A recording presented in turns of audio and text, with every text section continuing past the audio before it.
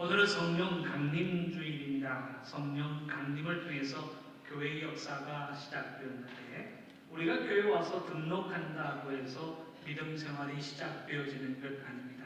내가 헌신하고자 원해도 간절히 원하는 그 소원을 가지고 있다고 헌신의 역사가 나타나는 것이 아닙니다. 성령의 임재가 이루어질 때 성령의 충만함을 통하여 능력 있는 존재가 될 때에 하나님의 인내를 감당하는 신실한 일꾼이 된 줄로 믿습니다. 성령의 강림, 성령의 아름다운 충만한 그 아름다운 역사가 우리의 삶 속에 나타날 수 있기를 다시 한번 주님의 이름으로 축원합니다. 오늘은 성령 강림 주일입니다. 예수님께서 부활하신 부활절 이후에 50일이 되는 날이 오늘입니다. 그래서 다른 말로는 오순절 50일이 된다라고 하는 의미에서의 오순절 성령 강림 주일을 우리는 지키고 있습니다. 예수님이 부활하신 이후에 부활하신 예수님 자신을 제자들에게 나타내 보이십니다. 40일 동안 예수님께서 부활하신 이후 40일 동안 이 땅에 거하시면서 제자들에게 부활하신 몸을 보여주셨습니다. 그리고는 하늘로 승천하셨습니다. 절기상으로 보면 지난 5월 30일이 승천 기념일이 되겠습니다. 성경에 이 장면이 기록되어 나타나고 있는데 사도행전 1장 6절에서 11절까지 제자들이 보는 가운데 예수님께서 홀리워 가시더라 라고 하는 말씀과 함께 40일 동안 제자들에게 부활의 몸을 보여주셨던 예수님께서 하늘로 승천하셨다 성경은 기록하고 있습니다. 그 40일 이후에 10일의 시간이 더 지납니다. 부활하신 이후 50일이 되는 그 순간에 예수님이 말씀하신 대로 성령의 강림이 이루어집니다.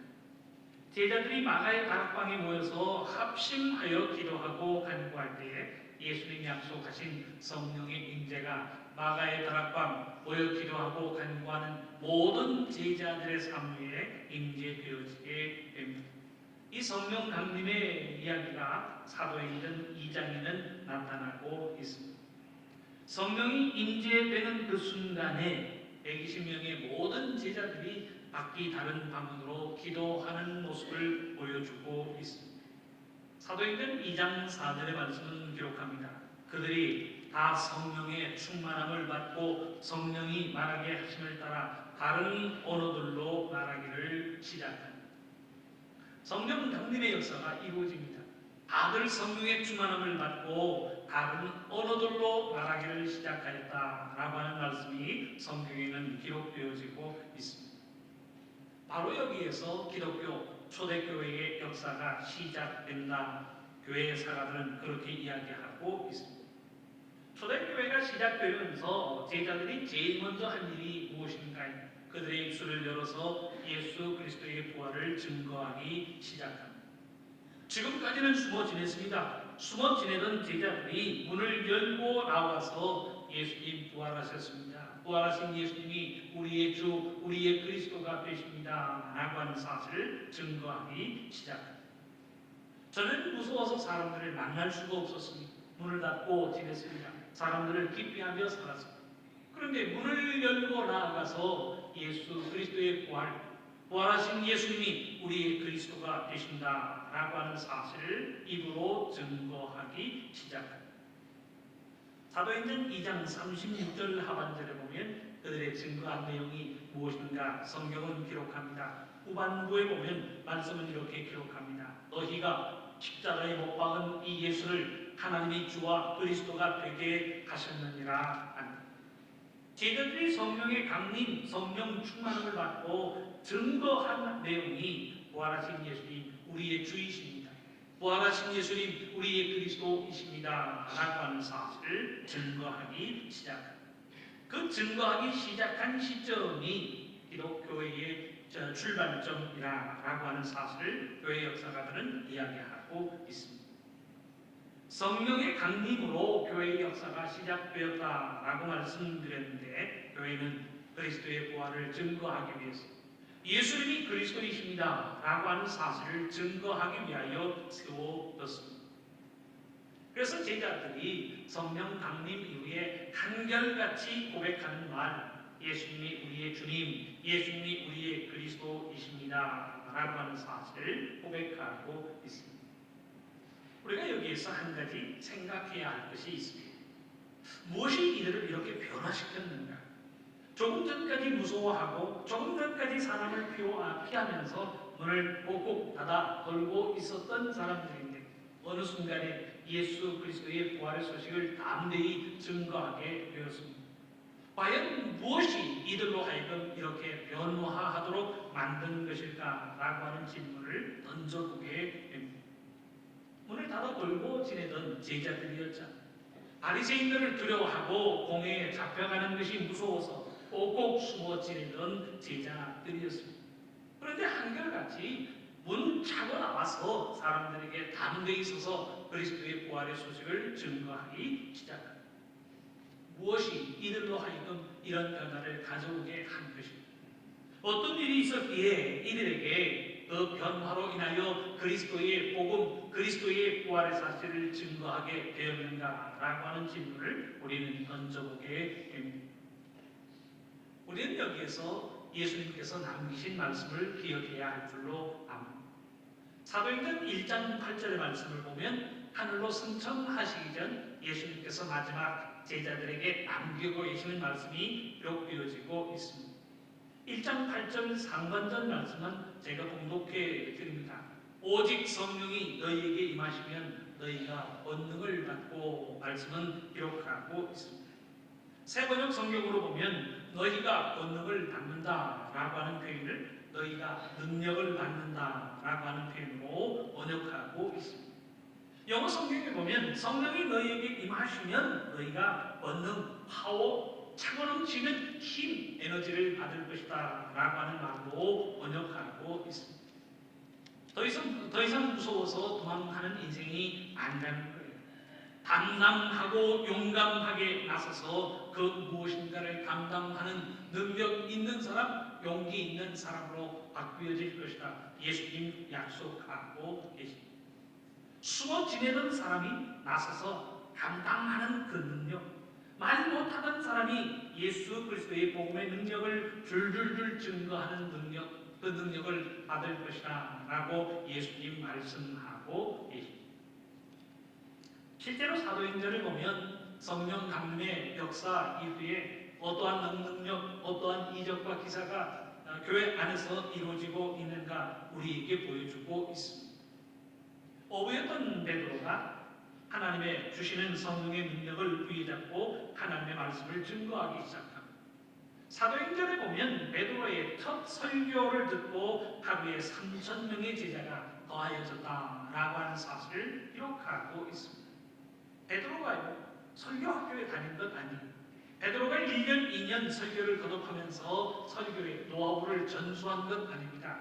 한 번도 설교해본 적이 없지만 한 번도 사람들 앞에서 그리스도의 복음을 증거한 적이 없지만 성령 강림 이후에 하나님의 복음을 증거한 그의 첫 설교를 듣고 하루에 3,000명의 제자가 더하여졌다라고 하는 사실을 성경은 기록하고 있습니다. 사도들이 행하는 모든 현장마다 기사가 일어납니다. 표적이 일어납니다. 치유의 역사가 나타나고 있는 사실을 성경은 보고하고 있습니다. 성전 미문에 앉아있던 한 번도 걸어간 적이 없는 장애인이 고침을 받습니다. 그 고침을 받고 성전에 들어가 걷고 뛰며 하나님을 찬미하는 일이 발생되어지고 있습니다. 뿐만 아니죠. 제자들이요 한결같이 사두개인들과 바리새인들 앞에서도 심지어는 공회 앞에서도 담대하게 말씀을 증거합니다. 사도행전 4장 4절의 말씀을 보면 말씀을 들은 사람 중에 믿는 자가 생겨나는데 남자의 수가 약 5,000명이 되었다. 말씀은 그렇게 기록하고 있습니다. 정말 아무것도 배우지 못하고 경험이 없는 바의 사람들이지만 이 모든 일들을 넉넉히 감당할 수 있는 능력 있는 존재로 바뀌어지고 있습니다. 누구도 막을 수 없고 누구도 부인할 수 없는 하나님의 이적과 기사가 그들의 코앞에서 일어나고 있습니다. 이 능력의 역사가 무엇으로 인한 것일까 한번 질문해 보시기를 바랍니다. 이처럼 초대교회에 나타나는 능력, 하나님의 이적과 기사가 일어나고 있는데 이 모든 이적과 기사의 비결이 무엇인가요? 그 비결에 대하여 성경은 성령 충만함을 통하여 나타난 결과라고 하는 사실을 우리에게 이야기하고 있습니다. 성령의 강림이 이루어질 때 충만함으로 채워지는 역사가 나타납니다. 그 성령의 충만함으로 능력을 받아서 복음도 증거하고 성령의 충만함으로 능력을 받아서 하나님의 이적과 기사도 일으키고 있다는 사실을 우리에게 보여주고 있습니다. 사도행전에서 성령이 충만하여 라고 하는 표현이 얼마나 큰 의미를 가지고 있는지 모릅니다. 사도행전 4장 8절 이에 베드로가 성령이 충만하여 이르되 사람들에게 서서 하나님의 말씀을 증거하고 있습니다. 사도행전 4장 31절 일기를 다음에 모인 것이 진동하더니 무리가 다 성령이 충만하여 담대히 하나님의 말씀을 전하니 그들이 마음의 각오를 새롭게 하여 담대히 하나님의 말씀을 증거한 것이 아니라는 사실을 이야기합니다. 그 심령에 성령의 충만함이 이루어지고 성령의 충만함으로 능력이 임하니 그들이 담대히 하나님의 말씀을 증거하게 되었다라고 하는 사실을 이야기하고 있습니다. 비결이 무엇인가요? 성령의 충만함의 결과라고 하는 사실을 우리에게 알려주고 있습니다. 인간의 힘을 앞세우고 인간의 지혜를 앞세워서 우리가 대동단결하여서 그 모든 일들을 감당하는 것이 아니라는 것. 우리의 힘에 의존하면 자신이 없고 당해낼 재간도 없습니다. 우리의 힘으로는 불가능하지만 성령의 인재를 통하여 하나님이 권능을 주십니다. 성령의 충만함을 통하여 하나님께서 지혜를 주십니다. 성령의 충만함을 통하여 하나님의 주시는 능력으로 무장할 때 우리는 하나님의 신실한 일꾼으로 하나님의 이적과 기사도 감당하게 될 줄로 믿습니다. 그 역사를 보여주는 것이 사도행전의 내용이라고 하는 사실을 우리는 잘 알고 있습니다. 사랑하는 성도 여러분, 성령 강림이라고 하는 그 체험의 역사는 믿음 생활을 살아감에 있어서 절대적인 요소요, 반드시 있어야 하는 필수적인 요소라고 하는 사실을 말씀은 가르치고 있습니다. 내가 교회에 나와서 등록을 한다고 그 순간부터 신앙생활이 시작되어지는 것이 아닙니다. 내가 교회에 나와서 직분을 가졌다라고 할지라도 그 직분이 우리의 삶 속에 신앙생활을 보장시켜주는 것이 아니라는 거예요. 내가 10년, 20년 교회 생활을 오래 하였다라고 하는 것이 하나님의 신실한 일꾼을 보장해 주는 것이 아니라는 사실을 우리는 기억해야 합니다. 하나님의 신실한 일꾼, 하나님의 능력 있는 종이 되기 위하여 우리에게 필요한 요소가 무엇인가요? 성령의 인재가 이루어져야 하고 성령의 충만함으로 옷입어야 한다는 사실을 우리에게 가르치고 있습니다. 우리가 하나님의 일꾼으로서 어떻게 하면 힘 있는 하나님의 일꾼으로 하나님의 역사를 감당할 수 있을까요? 성령의 답은 한 가지. 성령의 인재가 이루어져야 합니다. 성령의 인재를 통하여 성령의 충만함이 우리의 삶 속에 이루어져야 합니다. 그 성령의 인재를 통하여 하나님의 능력이 우리의 삶 속에 임하여질 때에 우리는 사명을 감당할 수 있는 하나님의 신실한 종, 하나님의 성실한 종이 된다는 사실을 말씀은 가르치고 있습니다. 이 사실을 바꾸어 이야기한다면 성령의 인재가 우리의 삶 속에 이루어지지 않는다면 우리는 하나님의 신실한 일꾼이 될 수 없다는 사실을 경고하고 있습니다. 성령의 인재가 우리의 삶 속에 나타나지 않는다면 성령의 충만함이 우리의 삶 속에 이루어지지 않는다면 그 어떤 하나님의 생명의 기운도 우리의 삶 속에서 찾아볼 수 없다는 사실을 말씀은 경고하고 있습니다. 우리가 그리스도를 믿는다라고 하면서도 여전히 세상적으로 살아가는 이유가 무엇입니까? 하나님을 섬깁니다. 예수 그리스도를 따라갑니다. 우리는 늘 고백합니다. 그리스도를 따라간다라고 고백하면서도 그리스도를 닮아가지 못하는 이유가 무엇인가요? 성령의 충만함으로 옷 입지 못하였기 때문이라고 성경은 이야기하고 있습니다. 성령의 강림으로 성령 충만함으로 옷 입을 때에 우리의 사고는 변화되는 것이고요. 우리의 삶은 변화되는 것입니다. 더 이상 무익한 종, 무능한 종이 아니라 하나님의 일들을 감당하는 하나님의 신실한 일꾼으로 쓰임받을 수 있는 것입니다. 그렇다면 이런 성령 낭림, 성령 충만함의 의미가 어떻게 하면 우리의 삶 속에 이루어질 수 있을까 한번 질문해 보시기를 바랍니다. 어떤 사람들은 태어나면서부터 능력을 가지고 태어나는 사람들이 있습니다. 어떤 사람은 배우지 않아도요, 피아노를 다른 사람이 치는 것을 보면서 배우는 사람들이 있습니다. 어떤 사람들은 태어나면서 기억력이 얼마나 좋은지 한 번 들은 것은요, 잊지 않는, 정말 태어나면서부터 높은 IQ 기억력을 가지고 태어나는 사람들이 있습니다. 이처럼 우리도 하나님의 신실한 일꾼으로 세움받기 위해서 태어나면서부터 성령의 충만함으로 옷 입으면 얼마나 좋을까. 그런데 오늘 본문에 보니까 이런 사람이 등장하고 있습니다. 그야말로 어머니의 뱃속 모태로부터 성령 충만함을 받은 사람이 등장하는데 곧 세례 요한의 이야기가 그 내용이 되겠습니다. 천사가 나타나서 아버지 제사장 사가랴에게 예언을 남깁니다. 이 예언은 태어날 아기에 대한 예언의 말씀인데 그 예언의 말씀 중에 이런 내용이 언급되어지고 있습니다.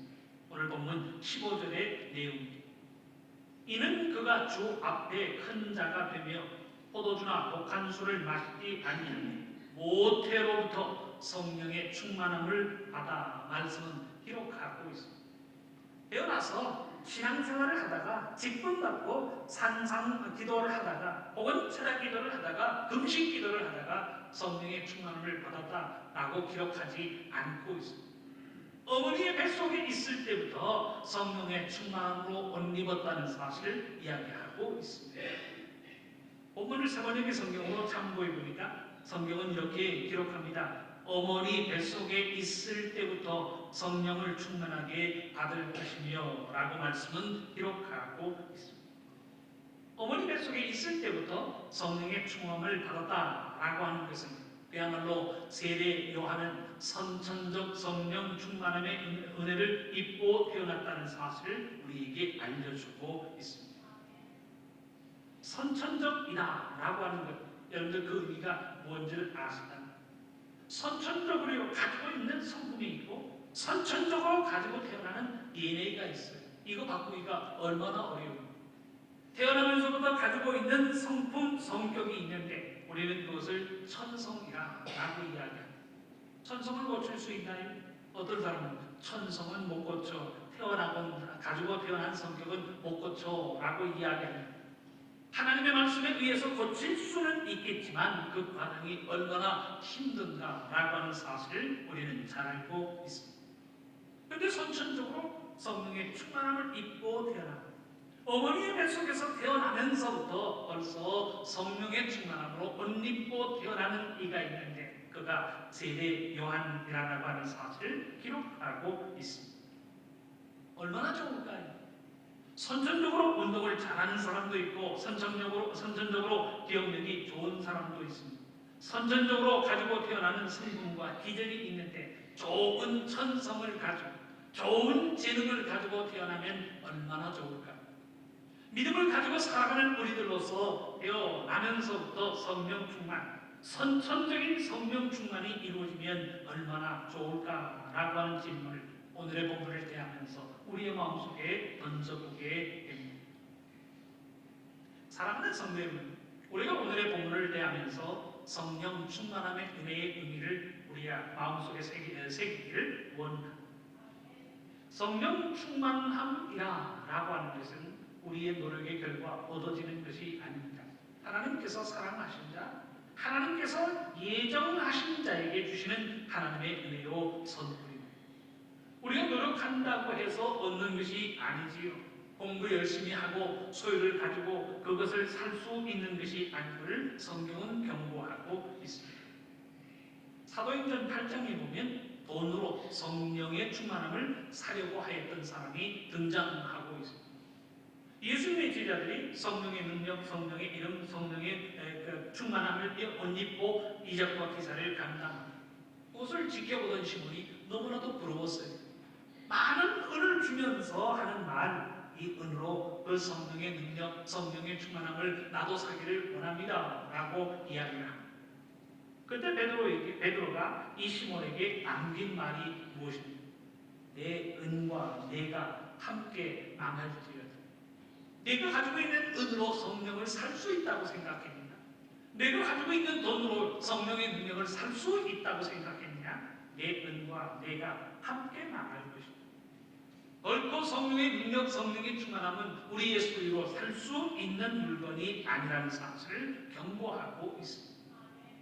믿음이 하나님의 은혜인 것처럼 하나님께서 기뻐하시는 자에게 주시는 하나님의 선물이 성령의 충만함입니다. 그가 뱃속의 아이이라 라고 할지라도 하나님이 부르시고 하나님이 원하시는 이들에게 주시는 하나님의 은혜요 하나님의 선물이라는 사실을 말씀은 기록하고 있습니다. 사도행전 2장 38절의 말씀은 이렇게 기록합니다. 너희가 회개하여 각각 예수 그리스도의 이름으로 세례를 받고 죄사함을 받아라. 그리하면 성령의 선물을 받으리니 말씀은 기록하고 있습니다. 하나님이 기뻐하시는 사람, 하나님의 마음속에 기쁨을 주고 하나님께 영광을 돌리는 사람, 하나님께서 그 마음속에 흡족함을 느끼시고 우리의 삶 속에 선물을 허락하여 주시는데 그 하나님의 주시는 선물이 성령의 충만함이요 성령의 임재라고 하는 사실을 우리에게 보여주고 있습니다. 그런데 우리가 기억해야 할 중요한 요소가 그 다음에 있습니다. 우리에게 성령의 충만함이 이루어졌다라고 해서 그 한 번의 사건으로 모든 것이 해결되어지는 것이 아니라는 사실을 우리는 분명히 기억해야 해요. 우리가 하나님 앞에 기도하고 간구함으로 하나님께서 우리에게 은혜를 주십니다. 성령의 임재가 이루어질 수 있도록, 성령의 충만함이 이루어질 수 있도록 하나님께서 우리에게 은혜를 주시고 선물을 주셨습니다. 그 뒤에 이 성령의 충만함이 충만함으로 유지되기 위해서 영성을 관리하고 신앙을 관리해야 할 책임이 우리에게 주어진다는 사실. 하나님께서 성령의 충만함을 주셨는데 그 뒤에 열심히 빠져나갑니다. 게으르고 나태합니다. 무감각함을 가집니다. 세상의 정욕과 세상의 욕심으로 자리하게 됩니다. 그렇다면 성령의 충만함은 우리의 삶 속에서 찾아볼 수도 없는 흔적조차 사라지고 만다는 사실을 우리에게 경고하고 있습니다. 선천적으로 성령 충만함이 선물로 주어졌다라고 할지라도 믿음 관리, 영성 관리에 실패한다면 우리에게는 무능함만이 남을 뿐이라는 사실을 말씀은 경고하고 있습니다. 왜냐하면 악마적 재능이라고 하는 표현을 여러분들 알고 계십니다. 재능이 없는 사람이 아니에요. 탁월한 재능이 있습니다. 탁월한 재주가 있어요. IQ도 좋고 능력도 좋고 모든 일들을 풀어갈 수 있는 지혜도 선천적으로 가지고 태어난 사람들입니다. 그런데 그 모든 것들을 좋은 곳에, 선한 곳에 희망적으로 쓰지 않습니다. 자기만을 위해서 쓸 뿐이고요. 물질만을 위해서 쓸 뿐입니다. 좋은 재능은 가지고 태어났는데 재능을 통해서요 긍정적인 결과를 가져오지 못합니다. 그 재능을 가리켜 악마적 재능이라고 이야기합니다. 재능이 문제가 있는가요? 재능은 가졌지만 그 재능을 어떻게 관리하는가라고 하는 문제를 지적하고 있는 것입니다. 성령의 충만함도 마찬가지. 성령의 충만함이 이루어졌다라고 해서 그 한 번의 충만함의 기회를 통해 우리의 삶이 영원히 성령 충만함으로 이어지는 것이 아님을 말씀을 경고하고 있습니다. 성령 충만함이 이루어지기도 하지만 성령 충만함이 빠져나가는 순간도 있어요. 성령 충만함을 통하여 하나님의 신실한 일꾼으로 쓰임받는 순간도 있지만 성령 충만함을 잃어버리고 성령 충만함을 상실한 가운데 하나님으로부터 어림을 받는 인생도 나타나고 있음을 우리에게 경고하고 있습니다. 사울 왕이요 이스라엘의 왕이 될 때에는 하나님의 영이 그와 함께 하셨습니다. 그에게 감동을 주세요. 그와 함께 하시며 그가 가는 모든 전장마다 하나님이 함께 하사 승리를 이루게 하십니다. 그런데 어느 순간에 마음이 교만하여집니다. 하나님 앞에 영광 돌리는 것은 간곳 없고 자기를 위하여 자기 기념비를 세우는 교만함에 이르게 됩니다. 그 마음속에 교만함을 가지는 순간 성령 충만함이 사라지고 있다는 사실을 우리에게 가르치고 있습니다. 성경의 기록을 보시고 사무엘상 16장 14절의 말씀을 보면 말씀은 이렇게 기록합니다. 여호와의 신이 사울에게서 떠나고 하나님의 영이 그에게서 떠났다라고 하는 사실을 기록합니다. 여호와의 부리신 악신이 그를 번뇌케 하면서 하나님의 영은 떠나가고 악신이 그에게부터 그를 번뇌하게 만든 그를 이기심과 질투로 차게 만들어 버렸다는 사실을 이야기하고 있습니다. 어느 순간에 하나님의 영이 그를 떠나버리고 맙니다. 더 이상 그와 함께하지 않았다라고 하는 사실을 이야기하고 있습니다. 분명히 성령의 충만함으로 인하여 많은 사람의 기대와 사랑을 가지고 이스라엘의 왕으로 등극하는 순간이 있었는데 하나님의 영은 떠나가고 하나님으로부터 버림받는 인생으로 전락하고 있다는 사실을 우리에게 보여주고 있습니다. 초대교회에 7명의 집사님이 계셨습니다. 그 초대교회 7명의 집사 중에 니골라라고 하는 사람이 있었습니다.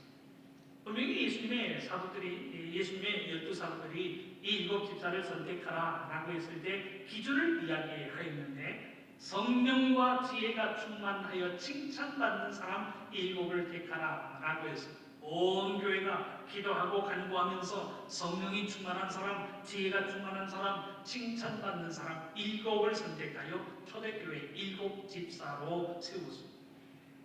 그런데 나중에 이 니골라가요 그리스도를 적대하는 니골라 당의 우두머리가 되고 있습니다. 니골라의 가르침을 따르고 니골라의 교훈을 따르니 그들을 분리하여 니골라 당이라 믿음의 사태에 있어서 경고해야 할 대상으로 기록하고 있습니다. 사탄의 교훈을 이야기할 때 인용되어지는 구절이 이사야서에는 나타나고 있습니다. 이사야서 14장 12절의 말씀을 보면 말씀이 이렇게 기록합니다. 너 아침의 아들 계명성이 어찌 그리 하늘에서 떨어졌으며 너 열국을 엎은 자여 어찌 그리 땅에 찍혔느냐. 소속이요 처음부터 땅이 아니었다는 거예요. 처음부터 땅에서 처음부터 적대하는 세력으로 등장하고 있는 것이 아닙니다. 전설에 의하면 그는 천사장이었습니다. 루시퍼라고 하는 이름을 가진 천사장이었습니다. 그런데 그 모든 자리에서 하나님께 영광을 돌리지 못하고 그의 마음이 교만하여집니다. 버림을 받은 이유가 그의 마음의 교만함에서부터 시작된다는 사실을 말씀은 가르치고 있습니다. 자신의 자리를 높여서 하나님의 무별 위에 내 자리를 펼 것이다 라고 떠들어댑니다. 가장 높은 곳에 앉겠다는 그의 자리가 결국 하나님으로부터 버림받아 수월 구덩이의 맨 밑에 떨어지게 된다는 사실을 말씀은 경고하고 있습니다. 무엇이 실패하느냐? 처음부터 하나님을 대적하는 자로 성령 충만함 없이 지혜 없이 시작한 것이 아님을 우리에게 경고하고 있습니다. 그도 한때 하나님의 사랑받는 인생이었습니다. 성령의 충만함으로 능력을 받고 지혜를 받아 하나님의 일들을 감당하는 하나님의 일꾼이었습니다. 그런데 어느 순간에 영성관리를 실패합니다. 성령 충만함으로 시작하였다가 타락하고 오염되어져 버리고 맙니다. 영성관리에 실패하여 믿음의 순수함을 잃어버리고 맙니다. 성령 충만함으로 시작했지만 말라 비틀어진 영을 가지고 하나님을 대적하고 있다는 사실을 우리에게 보여주고 있습니다. 한때는 성령 충만함의 은혜의 모습을 가지고 있었습니다. 한때는 그의 영성이 하나님의 은혜로 채움받았습니다. 그런데 그 모든 충만함은 간 곳 없고 그의 영성은 오염되고 말라 비틀어져 버렸음을 우리에게 교훈하고 있습니다. 그러니까 차고 넘쳤던 영혼의 곳간이 이제는 다 비워져 버리고 말았다는 사실을 우리에게 경고하고 있습니다. 사랑하는 성도여러분, 우리 분명히 기억하시고 성령의 충만함은 어릴 적 예방주사 맞듯이 일생에 한 번만 경험하면 되는 것 아닙니다. 지금 이 순간에 우리의 삶 속에 성령의 임재가 이루어지고 지금 이 순간에 우리의 영이 하나님의 영으로 충만해져야 한다는 사실을 말씀은 가르치고 있습니다. 본문에 등장하는 세례 요한처럼 선천적 성령 충만함의 선물로 옷 입었다라고 할지라도 가꾸고 세우고 관리하고 점검하지 않으면 한순간에 사라져버리고 만다는 사실을 우리는 경각심을 가지고 기억해야 하는 것입니다. 세례 요한도 한때는 예수님에 대한 믿음, 그 믿음이 흔들리는 순간이 있었습니다. 예수님 무언가 활동을 통해서 이 나라, 하나님의 나라를 임하게 하실 터인데 예수님께서 사랑을 이야기하며 죽는다라고 하는 이야기만 이야기하실 때 그리스도가 맞는가라고 하는 그 의심의 생각이 세례 요한의 마음에는 들기 시작하였습니다. 그래서 제자들을 예수님에게 보내서 던진 질문이 있습니다. 마태복음 11장 3절의 말씀이 그 질문입니다. 오실 그 이가 당신이오니. 우리가 그리스도를 기다리고 있는데 이 나라 이 민족을 회복시켜 주실 그리스도를 우리가 기다리고 있는데 나는 그 사람이 당신이라고 생각하여 당신에게 세례도 베풀고 당신에게 순종하였는데 그 그리스도가 당신입니까? 당신이 맞습니까? 라고 하는 질문으로 오실 그이가 당신이오니까 우리가 다른 길을 기다리오리까? 라고 하는 질문을 예수님에게 던지고 있습니다. 본령 성령 충만함으로 그리스도를 알아보고 있고 충만함의 능력을 통하여 예수 그리스도에게 세례도 베풀고 있습니다. 그런데 때론 흔들림의 모습을 우리에게 보이고 있습니다. 우리가 다른 사람을 기다려야 합니까? 라고 하는 질문을 예수님에게 던지고 있습니다. 기도의 눈물의 기도라고 하는 우리는 히스기야를 기억하게 됩니다. 그가 하나님 앞에 눈물의 기도를 통해서 얼마나 엄청난 기도의 응답을 받았는가라고 하는 사실을 우리는 너무나도 잘 알고 있습니다. 아수르의 군대가 왔을 때 나아가서 저항하지 않았습니다. 저항한 힘이 없었어. 기도하고 간구합니다. 그 기도와 간구를 통하여 하나님께서 아수르를 물리치고 계십니다. 죽을 병이 걸렸어요. 죽을 병에서 히스기야가 하나님을 향하여 기도하고 간구합니다. 내 기도를 들었고 내 눈물을 보았다라고 하시면서 그의 생명을 하나님께서 15년이나 연장시켜 주고 계십니다. 징표를 보여주세요 라고 하는 히스기야의 기도에 이영표가 10도나 뒤로 물러가는 그 전체 하루적인 응답을 통해서 기도의 징조를 보여주고 계십니다. 그런데 이 히스기야도 나중에는요 하나님을 향해 믿음의 순전함으로 행하지 못하고 있습니다. 어느 순간에 그의 마음이 교만하여지고 있습니다. 역대하 32장에 보면 히스기야의 교만해진 마음으로 인하여 예루살렘에 하나님의 진노하심이 임하고 있다는 사실을 우리에게 경고하고 있습니다. 무슨 이야기인가요? 내가 과거에 한번 성령 충만하였다고 그 과거의 기억으로 우리의 평생 성령 충만함이 오장되어지는 것이 아니라는 사실. 성령 충만함이 과거의 사건으로 머물러서는 안 됩니다. 지금 우리의 삶 속에 성령의 임재가 이루어지고 지금 우리의 삶이 성령의 충만함으로 옷 입고 있는 기독교는요 과거의 종교가 아닙니다. 앞으로 그렇게 할 것이다 라고 하는 미래를 지향하는 종교가 아닙니다. 지금 우리들의 삶 속에 성령의 임재가 이루어지고 있고 지금 우리의 삶이 성령의 임재로 충만하여졌는가 현재를 바라보는 종교가 곧 기독교의 신앙인 것입니다. 성령의 충만함이 임재되어진 이후에 우리는 온 마음과 정성을 기울여 그 성령 충만함을 지키고 가꾸고 보존하고 지켜나가지 않으면 안 됩니다. 우리들의 매일매일의 삶 속에서 하나님의 말씀과 기도가 이어져야 하는 이유가 바로 성령의 충만함이 우리의 삶 속에 유지되기 위함이라는 사실을 말씀은 가르치고 있습니다. 사도행전에 보면 성령 충만함이 나타나고 있는데 사도행전에 자주 등장하는 표현이 성령이 충만하여 라고 하는 표현이 등장합니다. 성령이 충만하여 사람들의 병을 고칩니다. 성령이 충만하여 하나님의 말씀을 선포하여 가르칩니다. 성령이 충만하여 공회 앞에서도요 믿음의 대답을 내어놓고 있습니다. 성령이 충만하다라고 하는 표현이 사도행전에서는 자주 등장하고 있습니다. 그런데 이 성령 충만함의 결과 힘있는 이적과 기사가 나타나는데 이 성령 충만의 역사와 병행되어 나타나는 표현이 있습니다. 초대교회 교인들이 기도하고 간구하였다라고 하는 표현. 힘써 기도하고 간구하는 모든 주소에 하나님은 성령의 감동을 주십니다. 성령의 능력과 지혜를 허락하여 주고 계신다는 사실을 우리에게 보여주고 있습니다. 사도행전 2장 42절의 말씀은 이렇게 기록합니다. 그들이 사도의 가르침을 받아 서로 교제하고 떡을 떼며 오로지 기도하기를 힘쓰니, 다른 일 마다하고 오로지 기도하기를 힘썼다라고 하는 말씀으로 기록하고 있습니다. 그들이 떡을 떼며 교제하였다라고 하는 것은 예수님의 남기신 성만찬의 예식을 의미하고 있습니다. 예수님의 교훈 기억하면서 그들이 힘을 합해 행한 일이 무엇인가요? 오로지 기도하기를 힘썼다라고 하는 모습을 우리에게 보여주고 있습니다.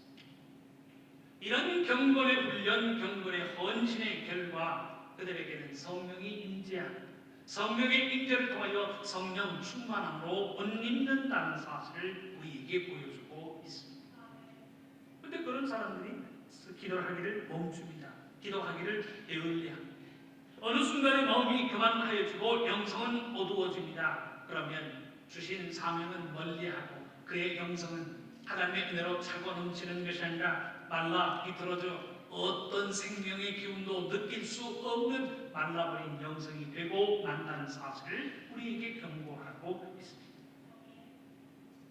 사랑하는 성도 여러분, 성령 강림을 다시 한번 우리의 삶 속에 체험할 수 있기를 바랍니다.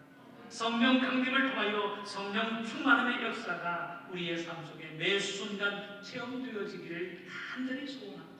한 번 경험으로 끝나는 은혜가 아니지요. 날마다 우리의 삶 속에서 반복되어져야 하는 하나님의 역사입니다.